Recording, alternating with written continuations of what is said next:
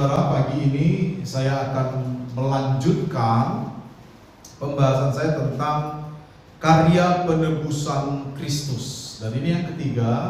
Nanti hari Kamis di ibadah hari kenaikan kita akan melihat yang keempat, yaitu terkait dengan kenaikan Kristus. Dan pagi ini kita akan membahas terkait dengan kebangkitan Kristus. Jadi di dalam seri karya penebusan Kristus kita sudah membahas inkarnasi. Inkarnasi adalah firman yang adalah Allah telah menjadi manusia. Lalu yang kedua tentang kematian Kristus. Ya, Kristus yang adalah manusia itu memberikan dirinya menjadi tebusan bagi manusia lainnya. Ya, 1 Petrus pasal 3 mencatat dia telah dibunuh dalam keadaannya sebagai manusia. Dia memberikan dirinya. Dan pagi ini kita akan meneruskannya dengan membahas karya penebusan Kristus di dalam peristiwa kebangkitan Kristus dari kematian, saudara. Ya. Nah, baik, next. Nah, saudara-saudara, kebangkitan Kristus. Yang pertama yang perlu kita pahami tentang kebangkitan Kristus adalah bahwa kebangkitan Kristus merupakan pembuktian identitasnya sebagai anak Allah. Ya. Ketika Kristus mati, ya, kita tahu bahwa kematian Kristus itu menguatkan identitasnya sebagai manusia. Firman Allah telah mencatat dia harus disamakan dengan saudara-saudaranya. Ya. Yesus menjadi manusia. Nah, setelah Yesus mati, maka Yesus bangkit dari kematian itu. Dan kebangkitan itu membuktikan identitas Yesus bahwa dia adalah anak Allah. Ya, disinilah unsur keilahian Yesus terbukti. Minggu lalu kita sudah sepakat bahwa Yesus sepenuh-penuhnya adalah Allah. Dan sepenuh-penuhnya juga adalah manusia. Kitab Filipi sudah mencantumkan ini. Dia yang adalah Allah tidak menganggap kesetaraannya dengan Allah sebagai hak yang harus dipertahankan, melainkan ia telah mengosongkan dirinya dan mengambil rupa menjadi manusia. Di dalam peristiwa pengosongan diri yang dikerjakan oleh Yesus, itu tidak berarti dia membuang kealahannya, saudara. Tetapi dia membatasi dirinya, ya, untuk tidak mengenakan kealahan itu dan sepenuh-penuhnya menjadi seorang manusia. Dan dalam inkarnasinya, Yesus juga mengalami pengalaman menjadi manusia, mulai dari lahir, saudara, dia dikandung oleh Maria. Dia tidak serta-merta datang dari sorga lalu turun tiba-tiba jadi manusia, tidak. Dan ini sekali lagi membuktikan bahwa Yesus sepenuh-penuhnya adalah Allah dan sepenuh-penuhnya adalah manusia. Dan di poin pertama ini, kebangkitan Kristus dari antara orang mati kembali menguatkan identitasnya, bahwa dia adalah anak Allah. Nah, istilah anak Allah di dalam Alkitab itu merujuk kepada Allah itu sendiri. Kalau kita adalah anak Allah, kita bukan anak Allah. Kita adalah anak Allah. Itu dua istilah yang berbeda, saudara.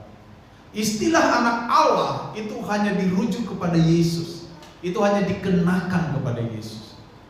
Kepada orang percaya adalah anak Allah. 4. Dan menurut Roh Kekudusan dinyatakan oleh kebangkitannya dari antara orang mati bahwa dialah Anak Allah yang berkuasa. Siapa? Yesus Kristus Tuhan kita. Jadi kesaksian firman Allah menegaskan kebangkitan Yesus itu membuktikan identitas keilahian Yesus, saudara. Kebangkitan Yesus memperkuat, meneguhkan bahwa Dia adalah Allah itu sendiri. Minggu lalu kita sudah membahas bahwa Yesus itu secara kekal adalah firman. Ya, pada mulanya ada firman. Firman itu bersama-sama dengan Allah, dan firman itu adalah Allah. Jadi firman itu adalah Allah, dan Dia telah ada sejak semula. Nah, kata semula di sini merujuk kepada keberadaan Allah yang kita tidak tahu kapan adanya. Karena Allah tidak berawal dan Dia tidak berakhir. Ya. Allah tidak dibatasi oleh waktu. Nah, Allah bersama-sama di dalam konsep yang kita ketahui sebagai Trinitas, ya, Bapa, Firman, dan Roh Kudus, itu telah ada sejak semula. Yesus itu sendiri adalah firman yang adalah Allah. Jadi Yesus itu adalah Allah. Dia telah menjadi manusia, diam di antara kita, mengikuti proses lahirnya seorang manusia. Dia dihukum, dia dibunuh dalam keadaannya sebagai manusia, tetapi dia bangkit karena dia adalah Allah.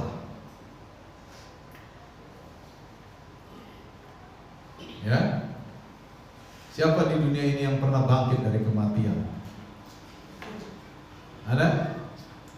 Udah dikubur 3 hari bangkit begitu? Firman Allah berkata, Dia adalah yang sulung dari kebangkitan itu, Yesus. Ya. Jadi kalau ada yang masih meragukan tentang keilahian Kristus, Alkitab memuat begitu banyak fakta keilahian Kristus, saudara. Ya. Pada waktu Yesus mati di salib, tampaknya pengharapan murid-muridnya pupus. Mereka melihat Mesias kok mati, begitu kan? Mereka melihat pemimpin yang mereka harapkan kok mati. Tetapi kebangkitan Yesus membalikkan paradigma ini. Apa yang tidak pernah dipikirkan oleh muridnya, padahal Yesus sendiri sudah bicara. Aku akan diserahkan kepada tangan penguasa, aku akan dibunuh, tetapi pada hari yang ketiga aku akan bangkit dari antara orang mati. Yesus sudah ngomong tuh sama murid. Tetapi muridnya pada masa itu hanya mendengar Yesus ngomong, tetapi tidak mengambil omongan itu dan memikirkannya. Kadang-kadang ini menjadi kebiasaan yang berlanjut sampai sekarang. Kadang-kadang saya dan saudara seringkali hanya mendengar orang ngomong, tetapi tidak mengambil omongan itu dan merenungkannya. Sehingga omongan itu seperti angin lalu saja pada akhirnya. Termasuk firman Allah. Termasuk firman Allah yang disampaikan. Ya. 3 atau 4 kali Yesus menyampaikan berita itu kepada murid. Bayangkan, 3 atau 4 kali. Aku akan mati, tapi pada hari yang ketiga aku akan bangkit kembali. Dan 3 sampai 4 kali itu muridnya hanya mendengar Yesus bicara, tetapi tidak mengambil apa yang Yesus bicarakan itu dan merenungkannya. Sehingga kematian Yesus masih membuat iman percaya mereka goyah. Muridnya terserak-serak, Petrus menyangkal Yesus 3 kali, dan tidak ada seorang pun muridnya yang tampak loh ya. Mungkin ada tapi tersembunyi, yang menyaksikan Yesus disalib. Mungkin waktu itu ada Andreas saja, bersama para perempuan yang mengikuti Yesus. Kenapa demikian? Karena apa yang disampaikan oleh Yesus kepada murid-muridnya itu hanya didengar, tetapi tidak dihayati, tidak dilakukan. Begitulah cara kita menjadi orang Kristen yang tidak bertumbuh. Jadi kalau kita mau tidak bertumbuh, rajin-rajinlah dengar firman Tuhan, tapi jangan hayati. Kita tidak akan bertumbuh. Ya, tapi kalau kita mau bertumbuh, rajin-rajinlah dengan firman Tuhan dan hayati. Taruh dalam hati kita. Hidupi firman Allah itu. Supaya apa? Supaya firman Allah itu mengendalikan kehidupan kita, saudara-saudara. Amin. Nah, ini langkah Kristus dalam karya penebusannya. Dia harus bangkit. Karena kalau Kristus tidak bangkit, kematiannya sia-sia. Ya, kalau Kristus tidak bangkit, kematiannya sia-sia, saudara. Nah, itu yang akan kita pelajari bagian kedua, saudara. Next, kebangkitan menegaskan bahwa karya penebusan Kristus itu efektif dan sempurna, komplit. Tidak perlu ada yang ditambahkan lagi ke sana. Kebangkitan Kristus membuat karya penebusan Kristus itu komplit.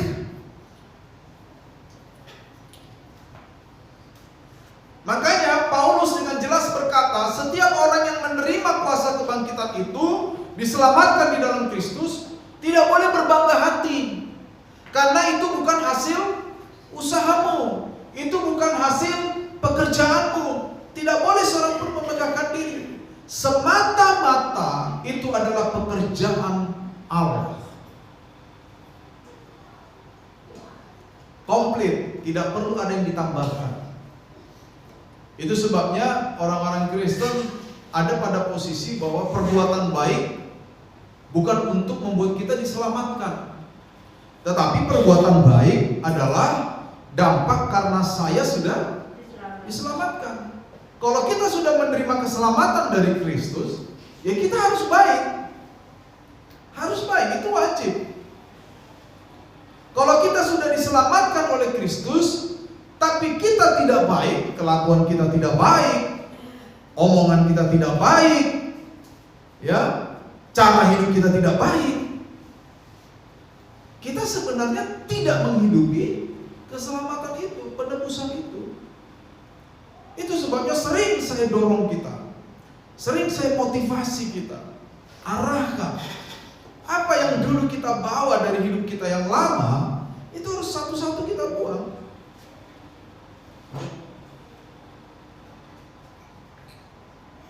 Ya kan? Itu harus satu-satu kita buang. Karena dampak dari keselamatan yang diberikan Kristus kepada kita, ya, itu harus menghasilkan kebaikan. Di dalam bahasa Alkitab, kebaikan itu bisa kita rujuk kepada buah roh, ya, damai sejahtera, kasih, sukacita. Itu dampak dari ketika kita sudah diselamatkan.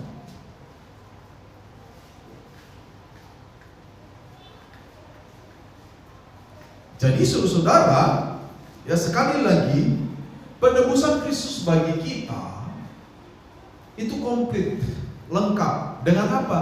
Karena dia bangkit. Dia mati di kayu salib, darahnya tercurah, diberikan untuk pengampunan dosa kita, ya. Tetapi dia bangkit. Kalau dia tidak bangkit, dia sama saja dengan hewan-hewan yang dikorbankan di perjanjian lama. Betul kan? Setelah dipotong, hewannya mati. Darahnya dipakai untuk penebusan salah, tapi hewan itu tetap mati. Tetapi Kristus tidak seperti itu. Kristus yang adalah manusia dikorbankan sama seperti hewan yang ada di perjanjian lama dikorbankan.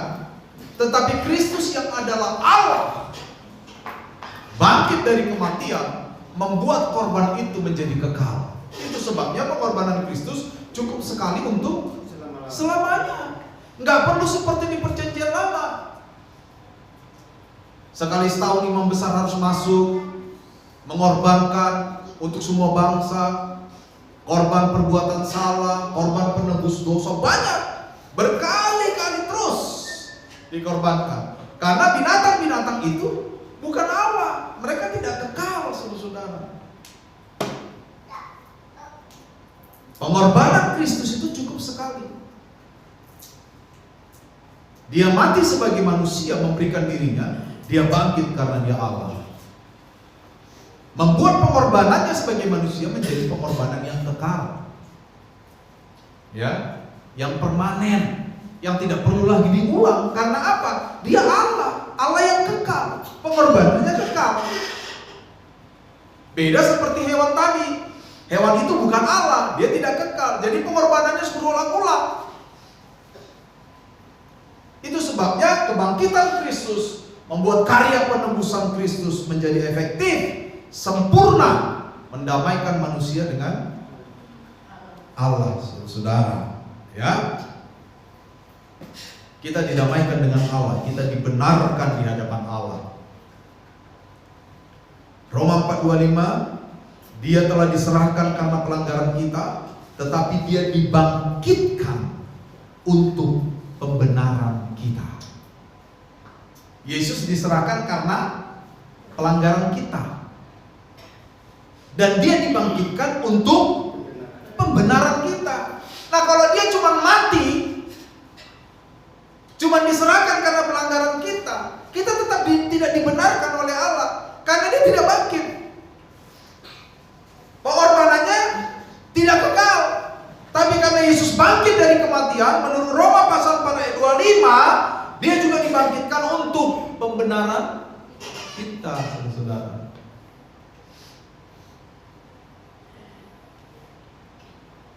Ayat yang sering kali kita kutip kalau kita khotbah tentang kebangkitan, 1 Korintus 15 ayat 17 itu.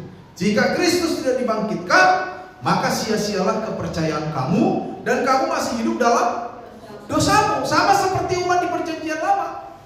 Waktu mereka mengorbankan korban penebusan salah, penebusan dosa, karena hewan itu tidak kekal, mereka harus lagi mengorbankannya. Tapi kita beda. Ketika kita menerima pengorbanan Kristus, pengorbanan Yesus dalam keadaannya sebagai manusia, pengorbanan itu kekal, efektif mendamaikan kita dengan Allah. Kenapa? Karena Yesus bangkit. Ya kan? 1 Korintus pasal 15 ini menjelaskan, kalau Kristus tidak bangkit, sia-sialah iman kepercayaan kamu, dan kamu masih hidup di dalam dosamu. Kenapa? Yang berkorban untukmu tidak kekal kalau Kristus tidak bangkit. Tapi nyatanya Kristus bangkit. Karya penebusannya lengkap. Itu dia, saudara-saudara. Jadi kalau kita bicara tentang penebusan dosa atau penebusan hidup kita dari dosa, sebenarnya ajaran Kristen itu lengkap, saudara. Lengkap. Apa yang perlu lagi kita ragukan dari pengorbanan Kristus? Makanya saya tidak mau kita menjadi orang-orang Kristen yang hanya Kristen saja, yang hanya Kristen nominal saja. Kristen nominal itu Kristen KTP maksudnya. Kita harus mengerti iman kita. Kita harus tahu kenapa saya sampai hari ini tetap menjadi Kristen. Kita harus menjadi orang percaya yang mampu mempertanggungjawabkan iman kita. Ya, bukan hanya menjadi orang percaya yang sepertinya terlihat banyak kegiatan Kristen, tapi nggak ngerti Kristen itu apa. Kenapa begitu? Begitu datang masalah, lari dari Tuhan. Begitu datang persoalan, meragukan Tuhan. Padahal acara Kristennya banyak. Jadi jangan heran kalau ada artis yang hari ini khotbah, bulan depan murtad. Loh iya, saya tahu sendiri. Jangan heran. Anda berkhotbah, saya berkhotbah, tidak menjadi jaminan saya ngerti kekristenan. Sekarang khotbah bisa kita adopsi dari mana saja, betul nggak? Saudara datang ke Perplexity atau ChatGPT, ya, atau Cloud AI, bikin khotbah, cepat, hanya hitungan detik, 5 detik Anda bisa khotbah tanpa memahami dan menghidupi apa yang kita khotbahkan. Jadi waktu kita khotbah berapi-api, begitu persoalan datang, apinya padam. Nggak boleh seperti itu. Begitu kita digoda dengan kekayaan, digoda dengan jodoh, digoda dengan apapun, lalu kita tinggalkan Tuhan, memang kita tidak mengerti tentang Tuhan. Sudah, selesai sudah. Kita nggak ngerti tentang Tuhan memang. Walaupun kita ke gereja. Nah, saya tidak pengen jemaat saya begitu. Saya pengen jemaat saya didik, saya ajar setiap minggu ini bisa mempertanggungjawabkan imannya dengan benar. Karena ini masalah kekekalan loh saudara. Ini masalah hidup mati di kekekalan. Ini bukan masalah umur 70 tahun, 80 tahun. Ini masalah selama-lamanya di kekekalan. Iya kan? Di sana dikatakan ulat pun tidak mati. Jangan bilang ulat aja nggak mati, berarti nggak ada apa-apanya itu neraka. Bukan begitu cara pandangnya. Cara pandangnya adalah ulat aja nggak mati, apalagi saya. Tapi dibakar. Kan gitu kan? Kalau begitu masuk neraka dibakar 2 menit langsung mati, ya sudah kan? Tapi ini selama-lamanya hidup. Itulah betapa mengerikan hukuman neraka. Makanya penting teologi ini kita sampaikan. Penting khotbah-khotbah yang mengajar, mendidik dengan benar itu kita sampaikan, saudara. Jadi kebangkitan Kristus udah lengkap. Nggak usah cari penebusan di tempat lain. Tempat lain nggak lengkap. Menunya nggak lengkap. Saya mau tanya, di adat mana ada penebusan? Di sini beberapa banyak orang Sumba.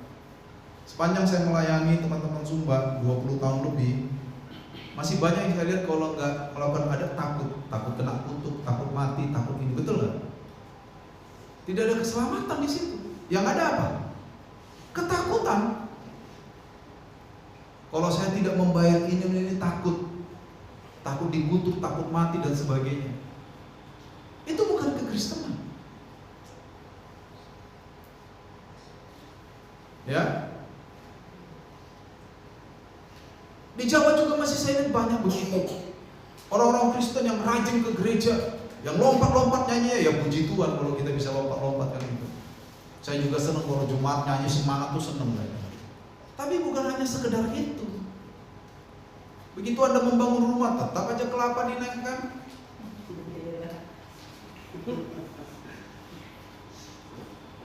Saudara, ini fakta loh. Iya kan?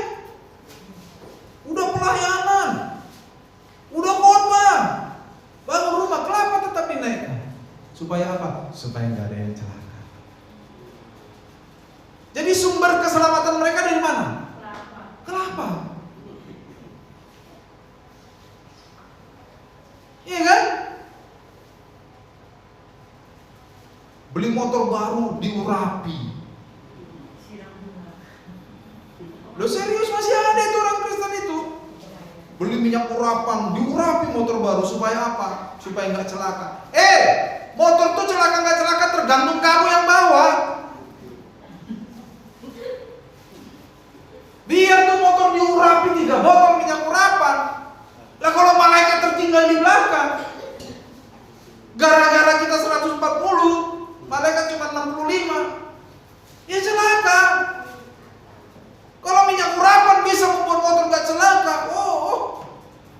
kita bawa minyak urapan aja semua kemana-mana. Pesawat kita, pilotnya wajahnya kita siram minyak urapan.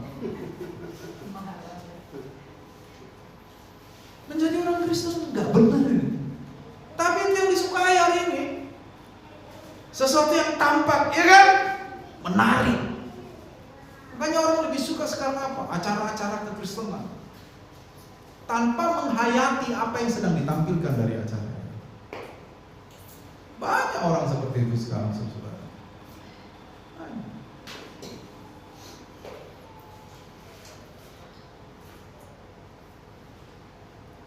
Kebangkitan Kristus itu sudah membuat penebusan kita komplit. Tinggal sekarang bagaimana kita bisa berkarya bagi Kristus. Amin.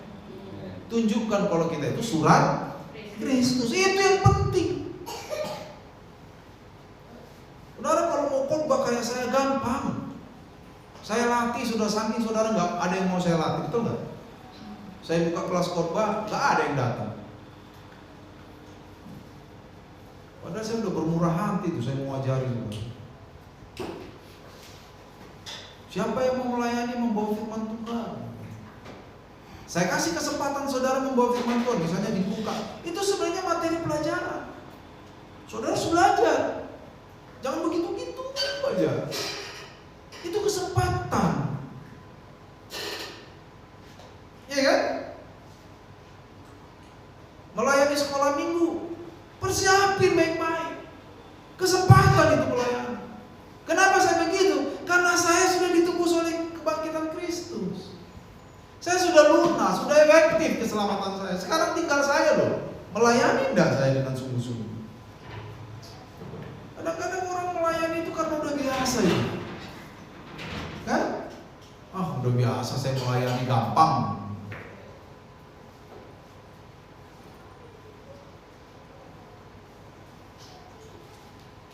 Kalau kita melayani dengan sungguh-sungguh dalam pengertian kita mempersiapkan semua dengan baik. Sekalipun itu pelayanan yang kecil, kita berpikir, kita berdoa Tuhan, ya, maka kita sudah memberikan yang terbaik. Sudah.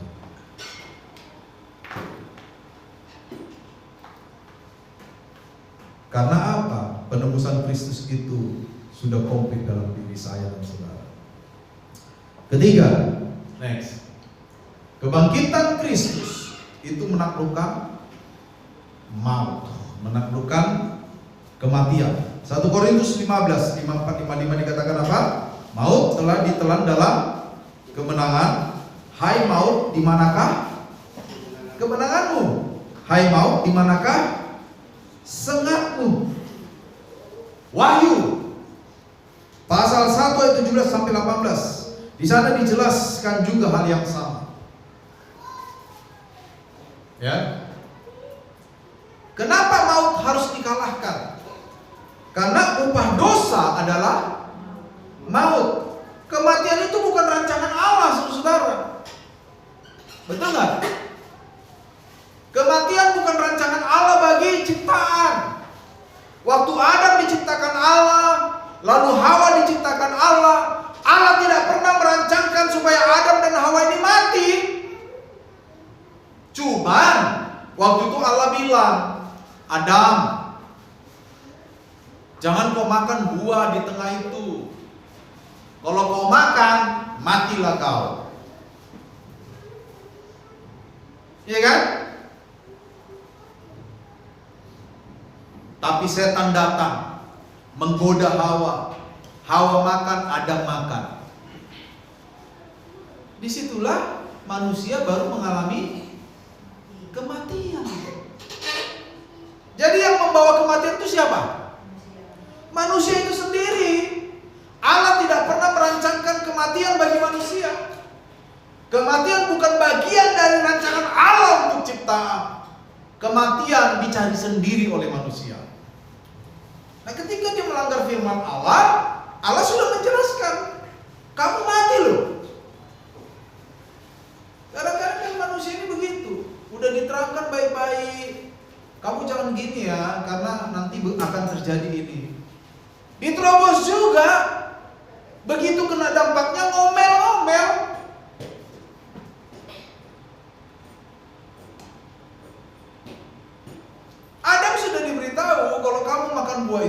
kamu Adam, mati. Dia makan juga. Gimana ini kalau begini? Ini gimana saudara? Iya kan? Ini kan gambaran dari kehidupan kita hari ini kan? Firman Allah berkata, konsekuensi dari dosa itu maut, kematian. Sebab upah dosa adalah maut. Jadi maut itu muncul karena dosa. Nah, kebangkitan Kristus menaklukkan maut tadi itu. Kalau maut tidak ditaklukkan, dosa akan tetap berkuasa. Ketika Yesus mati, ya banyak spekulasi. Selama 3 hari Yesus ngapain di alam kubur katanya begitu ya kan? Alkitab tidak mencatat apa-apa. Tetapi saya berspekulasi dalam pikiran saya, ya dia menaklukkan maut. Makanya setelah dia taklukkan maut di alam maut sana, dia bangkit. Karena sudah menaklukkan maut. Jadi ketika Yesus mati, dia menaklukkan maut, itu adalah bagian dari karya penebusannya. Karena apa? Upah dosa adalah maut. Kalau maut tidak ditaklukkan, dosa tetap berkuasa atas kita. Makanya setiap orang yang menerima Yesus sebagai Tuhannya diberi kuasa untuk menaklukkan maut atau menaklukkan dosa.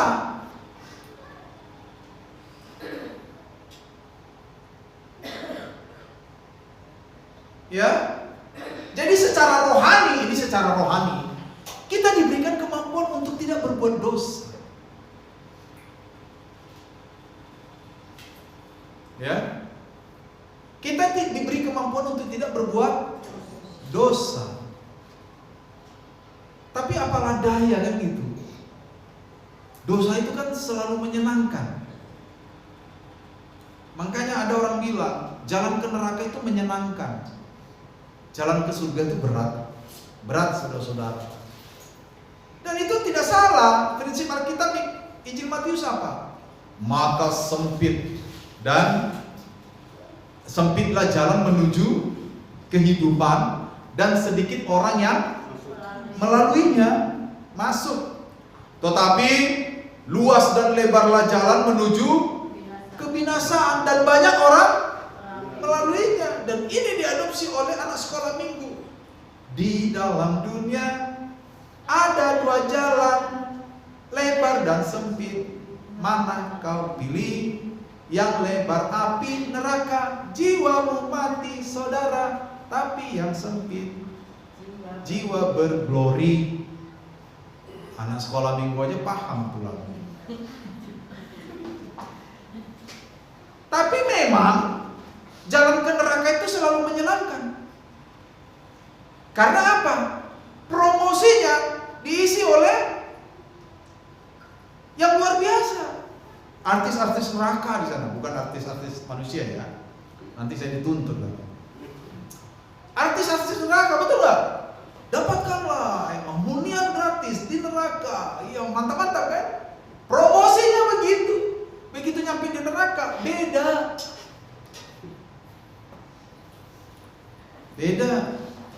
Api.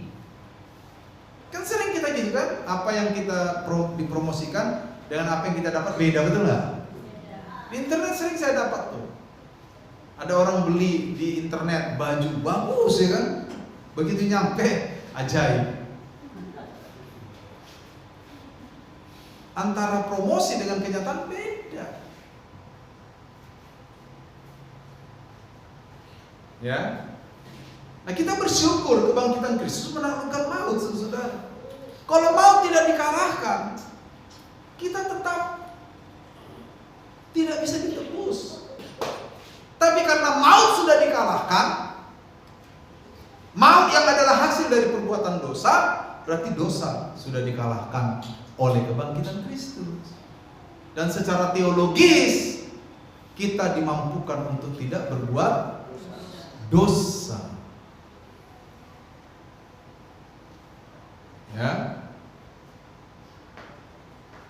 Dalam bahasanya para teolog itu, dalam bahasa Latin disebut posse non peccare. Bisa tidak berdosa. Kita itu bisa tidak berdosa, tapi kan memang lebih enak berdosa, betul nggak? Betul nggak saudara-saudara? Tapi kita bisa tidak berdosa sebenarnya, karena kebangkitan Kristus sudah mengalahkan dosa itu. Makanya dikatakan, hai maut di mana sengatmu? Hai maut di manakah kemenanganmu? Iya kan? Maut sudah dikalahkan. Pertanyaannya sekarang, kita mau nggak ikut dalam kemenangan atas dosa, atau kita masih pengen menikmati dosa? Itu pertanyaannya yang harus kita jawab. Yang keempat, banyak ini soalnya ini. Kebangkitan memberikan kehidupan rohani yang baru. Roma pasal 8 ayat 11. Jika roh Dia yang telah membangkitkan Yesus dari antara orang mati, ya, roh Dia, maksudnya Roh Kudus yang telah membangkitkan Yesus dari antara orang mati, tinggal di dalam kamu, maka Dia yang telah membangkitkan Yesus dari antara orang mati akan menghidupkan juga tubuhmu yang fana itu oleh rohnya yang tinggal di dalam kamu. Ini menunjukkan kepada kita bahwa kebangkitan Yesus memberikan kepada umatnya kehidupan rohani yang baru. Makanya di dalam 2 Korintus 5 dikatakan apa? Kamu adalah ciptaan baru. Yang lama dulu kamu sudah berlalu, cara pandangmu terhadap kebenaran itu berlalu, kehidupan yang lama berlalu, sesungguhnya yang baru sudah datang. Dan dalam konteks itu Paulus berbicara, itu dalam konteks pengorbanan Kristus, saudara.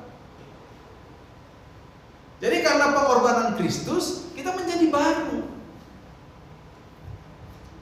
Karena kebangkitan Kristus dari orang mati, maka roh yang membangkitkan Kristus dari kematian itu juga tinggal di dalam kita. Roh Kudus itu. Kalau Kristus bisa dihidupkan, dibangkitkan, maka roh yang sama membangkitkan juga kita. Sebelum kita ke sorga, hari ini kita sudah dibangkitkan dalam kondisi kerohanian kita. Harusnya kita menjadi seorang yang terbangun rohaninya. Amin. Itu. Kita harus terbangun rohani kita karena kebangkitan Kristus. Begitulah Yesus menebus kita.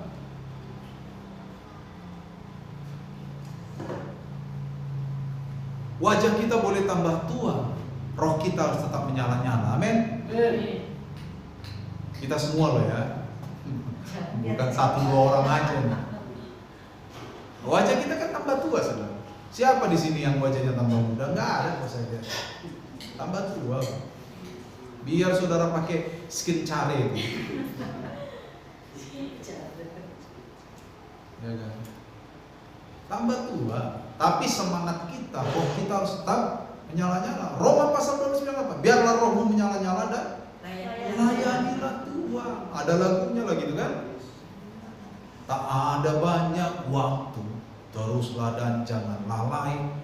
Pekerjaan besar menunggu ladang, siap dituai. Tapi Pak saya nggak punya sabit. Kenapa nggak punya sabit? Nggak mau ikut menuai. Bagaimana caranya menuai, Pak? Hidupmu harus jadi surat Kristus yang dapat dibaca oleh semua. Betul? Oh, sepanjang Alkitab membahas itu. Matius pasal 5. Supaya mereka melihat perbuatanmu yang baik dan gitu tahu tuh. Mantap itu. Hafal ternyata saudara. Iya kan? Jadi kalau kita simpulkan firman Allah, ya isinya itu. Dorongan untuk menjadi saksi. Nggak ada lain. Setiap kali kamu makan roti dan minum cawan ini, kamu memberitahukan tentang kematian Tuhan sampai Ia datang kembali. Saksi. Markus pasal 16, karena itu beritakanlah Injil keselamatan ini sampai ke ujung Matius pasal 28. Karena itu pergilah jadikanlah semua bangsa muridku. Ya kan? Semua kita misinya itu kok.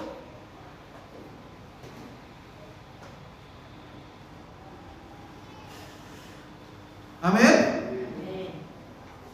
Itu jiwanya itu di situ. Kebangkitan Kristus. Next.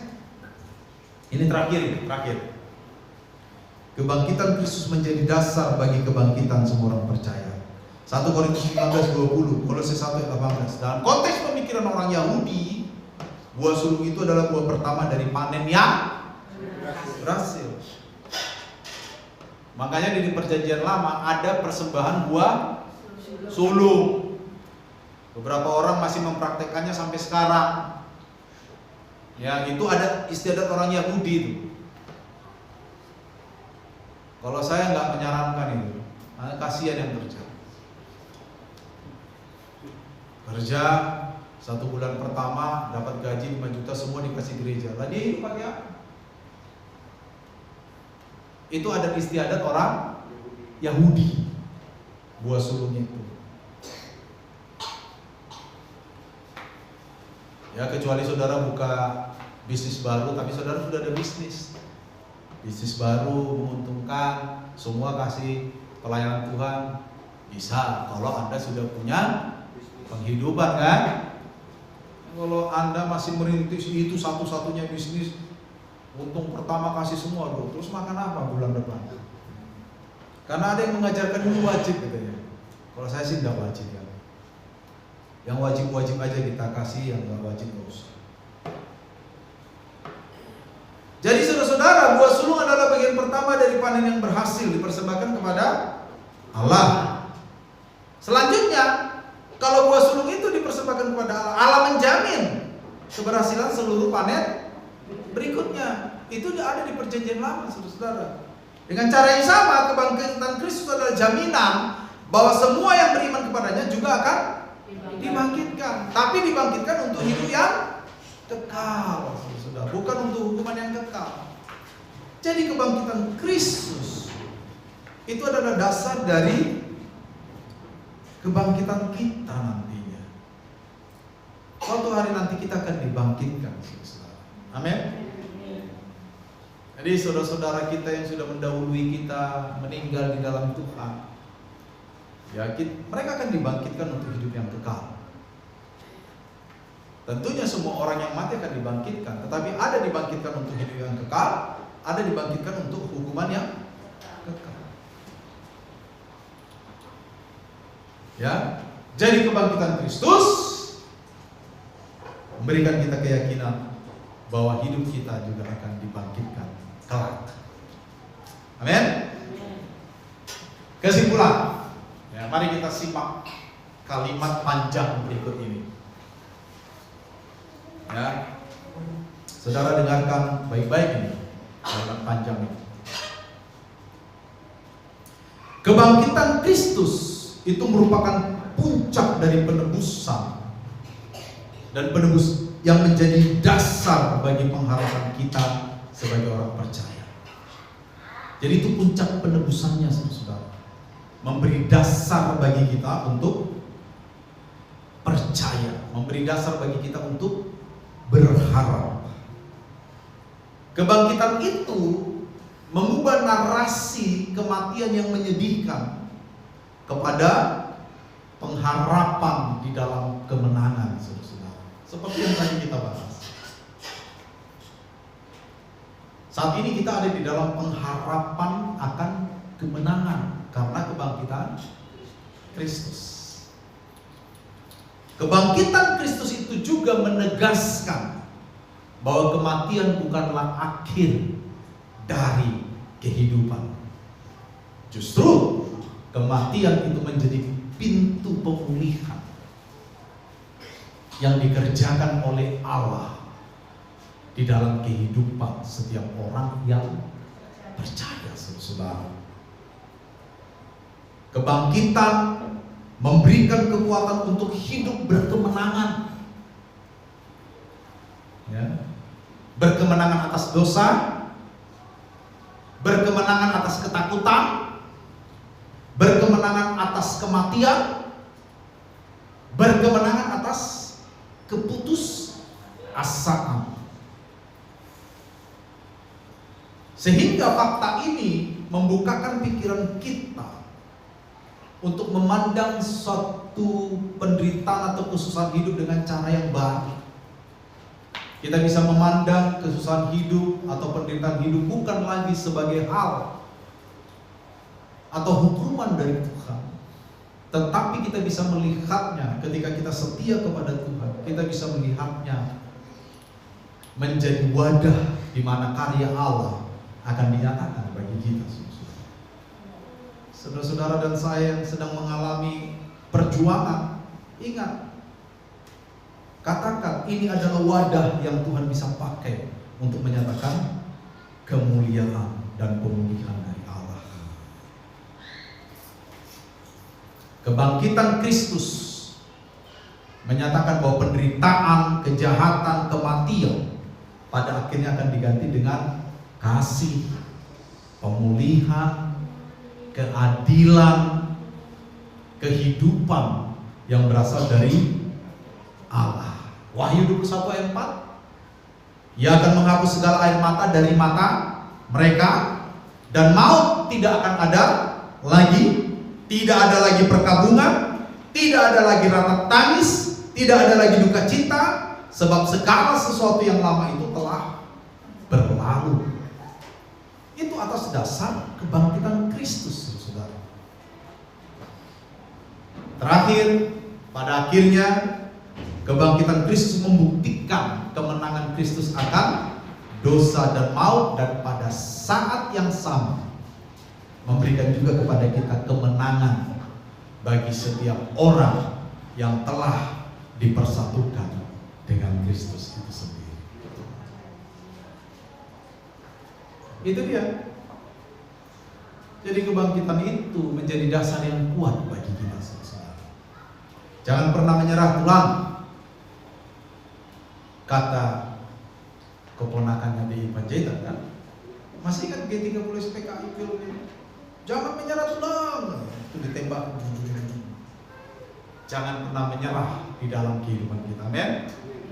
Kalau engkau dan saya hari ini berjuang, manfaatkan perjuangan itu sebagai dasar supaya Allah melakukan perbuatan yang perkasa dan mulia, bukan sebagai dasar untuk meragukan Tuhan, karena kebangkitan Tuhan sudah memberikan kepada kita jaminan tentang pemulihan dari Allah. Tuhan